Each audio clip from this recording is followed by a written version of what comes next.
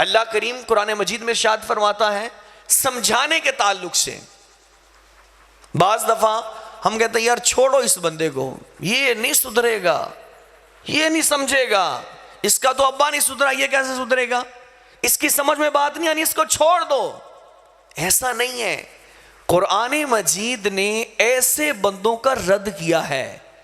اللہ کریم قرآن مجید میں فرماتا ہے وَذَكِّرْ فَإِنَّ الذِّكْرَ تَنْفَعُ الْمُؤْمِنِينَ، سمجھاؤ کہ سمجھانا مومنوں کو فائدہ دیتا ہے. سمجھانا رائے گا نہیں جاتا. یہ الگ بات ہے کہ سمجھانے کا انداز آتا ہو. سمجھانا اگر آتا ہے تو سمجھانا بہت فائدہ دیتا ہے، بہت فائدہ دیتا ہے. سمجھانے کے تعلق سے چند ایک مزید آپ کو مدنی پھول پیش کرنے ہیں. گھروں کے اندر جتنے میرے پیارے اسلامی بھائیوں جھگڑے ہیں، لڑائیاں ہیں، آپ 99% گھروں کو دیکھ لو. جتنے آپ کورس کرنے کے لیے آئے ہیں، آپ اپنے گھر پر غور کر لو، اپنے خاندان پر غور کر لو، اپنی بہن بھائیوں پر غور کر لو، رشتہ داروں پر غور کر لو. جہاں آپ جس محلے میں رہتے ہیں اس محلے کے لوگ جو جی رہے ہیں، ان کے انداز پر، ان کے معاملات پر آپ کو جہاں تک پتا ہے اس حوالے سے غور و فکر کر لو تو تقریباً لوگوں کے گھروں میں جھگڑے ہیں، لڑائیاں ہیں. وجہ کیا ہے؟ وجہ صرف یہ ہے کہ باپ کو گھر چلانا نہیں آ رہا، کیونکہ اس کو سمجھانے کا پتہ ہی نہیں. غلطی تو ہو نہیں سکتی، ایسا نہیں ہے کہ غلطی ہو ہی نہ، غلطی ہوگی، کیونکہ ہم آدمی ہیں، انسان ہیں. انسان نکلا ہے نسیان سے. انسان کا لفظ کہاں سے نکلا ہے؟ نسیان سے. اور نسیان کا مطلب ہوتا ہے بھول جانا. ہم لوگ بھولنے والے ہیں، ہم سے غلطیاں ہونے والی ہیں. ہم خطا، یہ لفظ ہم نے عام سنا ہے، ہم خطا کے پتلے ہیں. تو خطائیں ہوں گی، غلطیاں ہوں گی. اب ان خطاؤں کو سدھارنا، ان کی اصلاح کرنا، ان کو سمجھانا اگر یہ ہمیں آتا ہے تو پھر ہمارے گھر کا نظام، ہمارے خاندان کا نظام بہت اچھا چلے گا. اب یہاں جو باپ ہے نا، یہ باپ اگر اس موضوع کو تھوڑا سا سمجھ کر آج یہاں سے جائیں اور اپنے گھر کے جتنے آپ کے جھگڑے یا آپ کے گھر کے اندر ٹینشن پریشانیاں ہیں نا، آپ ان پر غور کریں گے تو اس کے پیچھے ایک بہت بڑی ریزن ہوگی کہ آپ کو سمجھانا نہیں آتا، آپ کو بات کرنی نہیں آتی، آپ کو اپنی بات منوانی نہیں آتی. ہم کہتے ہیں تو یہ کام کرے گا تو یہ ہوگا، مجھے یہ نقصان ہوگا، مجھے یہ نقصان ہوگا.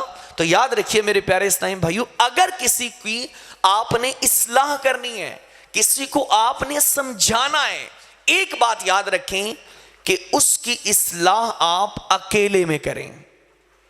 کیونکہ سب کے سامنے کریں گے تو آپ اسے ذلیل کریں گے، رسوا کریں گے، وہ اڑ جائے گا، اس کی اصلاح کبھی بھی نہیں ہو پائے گی. یہی اکاڑا کے اندر ایک ماہ کا اعتکاف ہو رہا تھا، افطاری اسلامی بھائی کر رہے تھے. ایک باپ آیا، اس نے آتے ہی نا جوتا اپنے ہاتھ میں لیا اور اس کا بالکل ینگ جوان بیٹا 20 سے 21 سال اس کی عمر ہوگی، اس نے آتے ہی نہ آؤ دیکھا نہ تاؤ دیکھا، جوتا پکڑا اپنے بیٹے کو مارنا شروع کر دیا. اس کو بعد میں جب پوچھا کیا وجہ بنی تو بالکل چھوٹی کوئی 1 2 3 غلطیاں اس کے اندر تھیں.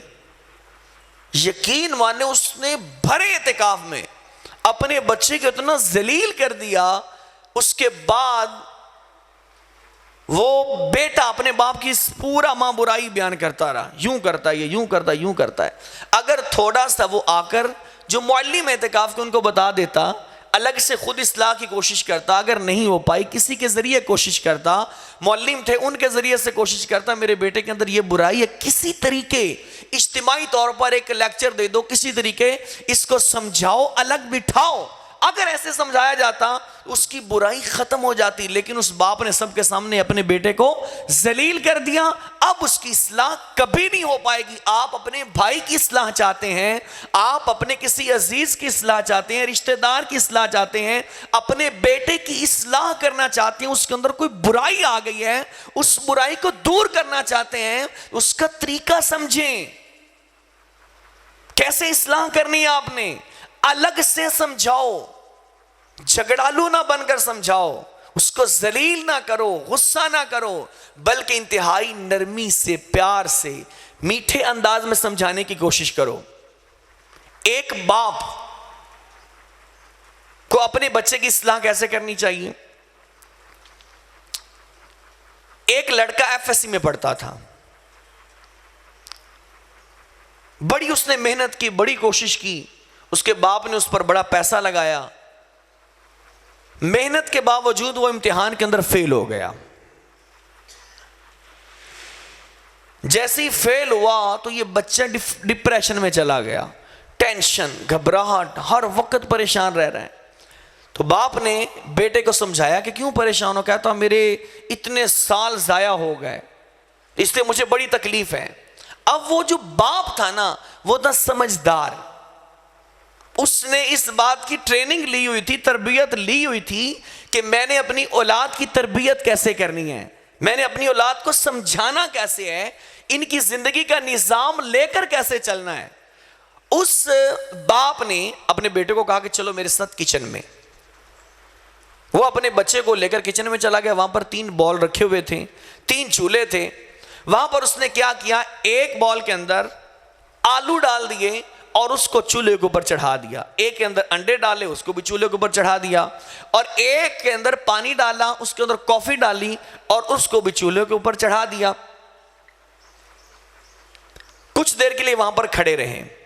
جب یہ پانی ابلا، ان تینوں چیزوں کی کیفیات بدل گئی.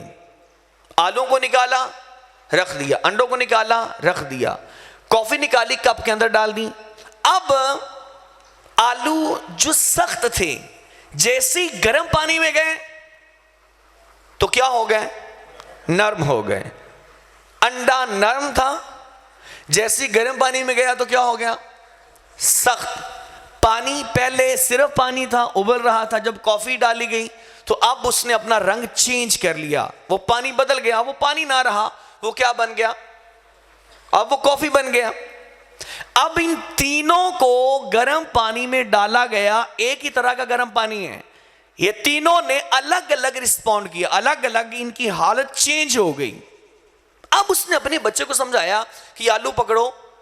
اس نے آلو پکڑے تو باپ نے اس بیٹے کو سمجھایا کہ دیکھو بیٹا، یہ آلو کو تھوڑا نا دباؤ، وہ نرم تھے. کہا کہ یہ پہلے کیا تھے؟ سخت، اب کیا ہو گئے؟ نرم. انڈا پہلے تھا نرم، پانی میں ڈالا تو ہو گیا سخت. پہلے صرف گرم پانی تھا، جب کافی ڈالی تو اس نے رنگ چینج کر لیا. ایسے ہی اب اس اپنے بچے کو سمجھایا، اور ایسے مثال دے کر سمجھانا میرے آقا صلی اللہ علیہ وسلم کی سنت ہے. میرے آقا علیہ السلام کی سنت ہے کہ اپنے بچوں کو یا اپنے سے وابستہ لوگوں کو جن کی اصلاح کرنا چاہ رہے ہیں ان کو مثال سے سمجھایا جائے. سمجھایا کہ بیٹا دیکھو، آلو پہلے تھے سخت، جیسے ہی گرم پانی میں گئے تو یہ ہو گئے سافٹ، نرم. ایسے ہی تمہاری زندگی میں کوئی ٹینشن، کوئی غم، کوئی مصیبت آتی ہے نا، ایسے ہی لوگ ہوتے ہیں کہ پہلے تو وہ سخت ہوتے ہیں، مطلب وہ مقابلہ کر رہے ہوتے ہیں، نظام زندگی ٹھیک لے کر چل رہے ہوتے ہیں، لیکن جیسے کسی مصیبت میں جاتے ہیں، مصیبت میں جاتے وہ کمزور ہو جاتے ہیں، بالکل کسی کام کا نہیں رہتے. اندر سے ٹینشن ان کو کھا جاتی ہے اور وہ کھوکھلے ہو جاتے ہیں. جیسے یہ پانی میں جانے سے پہلے تو ٹھیک تھے، لیکن جیسے پانی میں گئے تو اندر سے کمزور ہو گئے.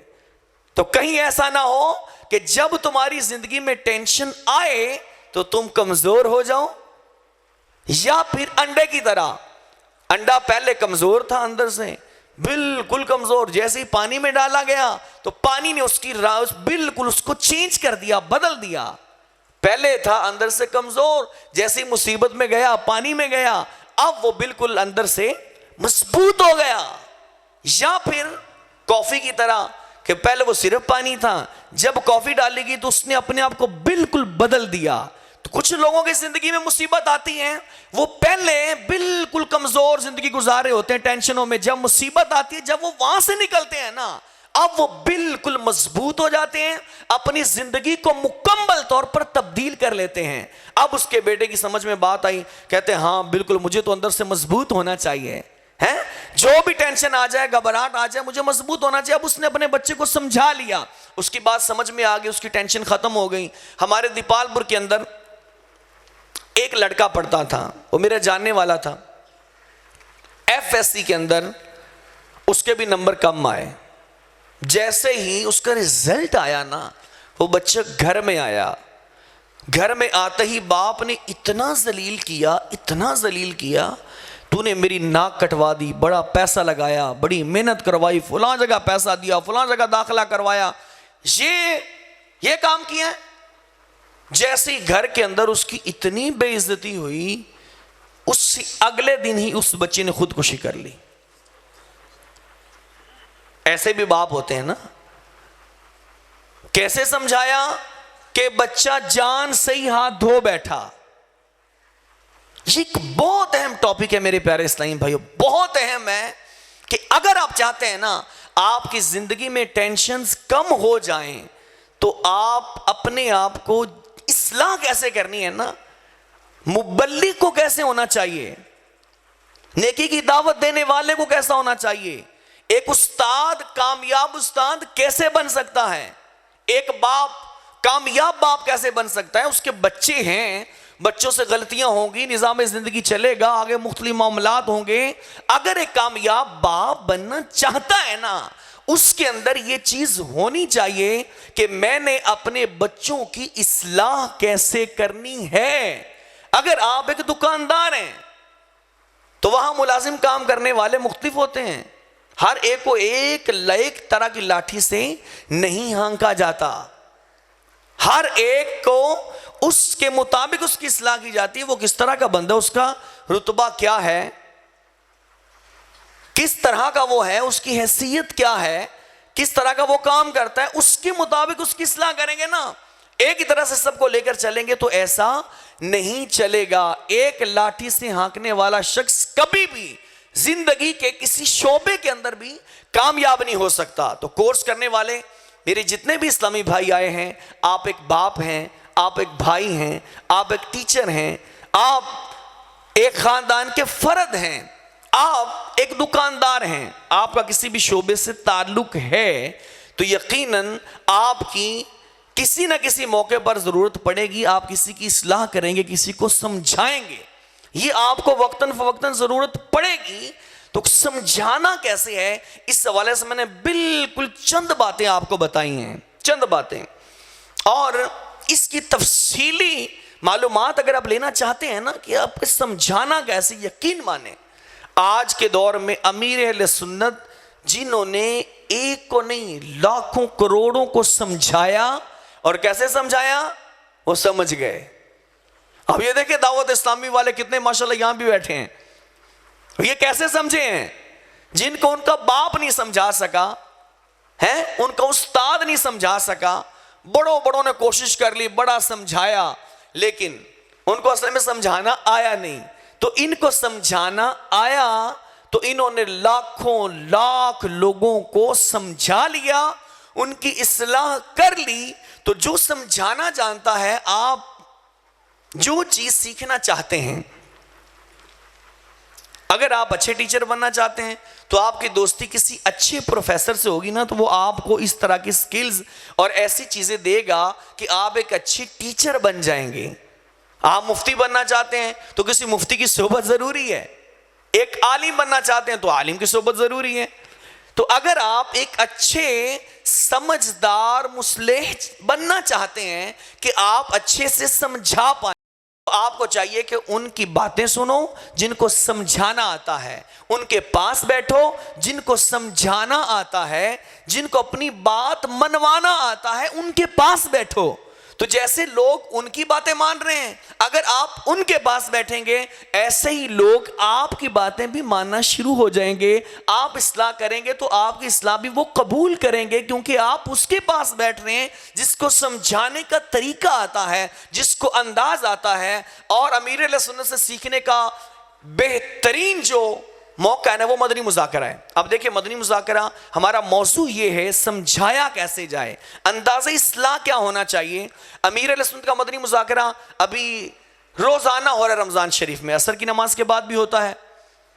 اور عشاء کی نماز کے بعد، تراویح کی نماز کے بعد بھی مدنی مذاکرہ ہوتا ہے۔ اب امیر اہل سنت سے سوالات ہوتے ہیں، آپ سمجھا رہے ہوتے ہیں، یقین مانیں، آپ یقین مانیں، آپ ان سوالات کو سنو، ان کے جوابات کو سنو، اور امیر اہل سنت کی میں یہ بھی عرض کروں گا، آپ صرف اپنے کانوں سے ان کی باتیں نہ سنو، آپ یہ دیکھو کہ سوال کیا ہوا، اس کے جواب دینے کے اندر امیر اہل سنت کا چہرہ کیسا تھا، آپ کے اشارے کیسے تھے، آپ کی جو باڈی لینگویج ہے وہ کیسی تھی، آپ کا انداز کیسا تھا۔ کیونکہ صرف جو لفظ ہوتے ہیں نا، لفظوں سے نہیں سمجھایا جاتا بلکہ اداؤں سے بھی سمجھایا جاتا ہے۔ لہجے یہ زندگی کے اندر، آپ کی گفتگو کے اندر، آپ کے انداز اصلاح کے اندر ان کا بڑا اہم کردار ہوتا ہے۔ لہجہ کیسا ہے آپ کا، تو امیر اہل سنت کا لہجہ نوٹ کریں، آپ نے سوال کا جواب کیسے دیا، آپ نے اصلاح کیسے کی، انداز کیا تھا، لہجہ کیا تھا، یہ چیزیں نوٹ کریں۔ آپ صرف لفظوں سے نہیں بلکہ اپنے لہجوں سے بھی بہت ساری چیزیں سمجھائی جاتی ہیں۔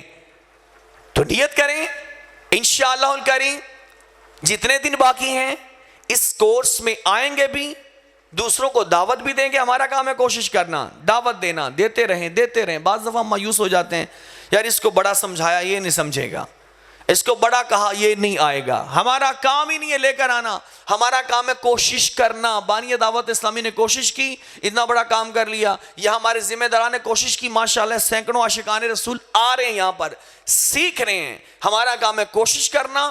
آپ اپنی کوشش جاری رکھیں، اپنی زندگی میں کبھی مایوسی نہ لے کر آئیں۔ مبلغ کو، اصلاح کرنے والے، سمجھانے والے کو کبھی بھی مایوس نہیں ہونا چاہیے، کسی سے مایوس نہیں ہونا چاہیے۔ یہ نہیں سمجھے گا، یہ سمجھے گا۔